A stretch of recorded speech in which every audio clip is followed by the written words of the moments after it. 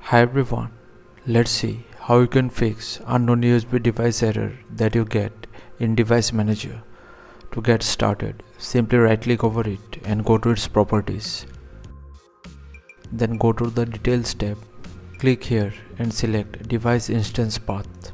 Now copy this value and click on OK. Now search for Registry Editor and open it. Now go to the video description. You will get this registry path. Simply copy this path, paste it in a notepad file, put a backslash and paste the device instance ID that you copied earlier.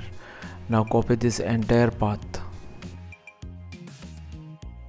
paste it in the address bar of registry editor and hit enter. Now under this key you will get a subkey device parameters. In the right hand side, simply right click on new, then select DWORD32 with value. Now rename this key to Enhanced Power Management Enabled. Type it exactly that you see in the screen. Now close the registry editor. Unplug the USB device from your computer and restart your computer.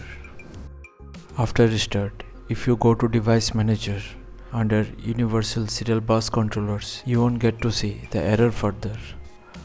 However, if this method is not working, then you can try out these additional steps. So thanks for watching. Please feel free to subscribe if this helped and stay tuned for more such Windows tips, tricks and tutorials. Thank you.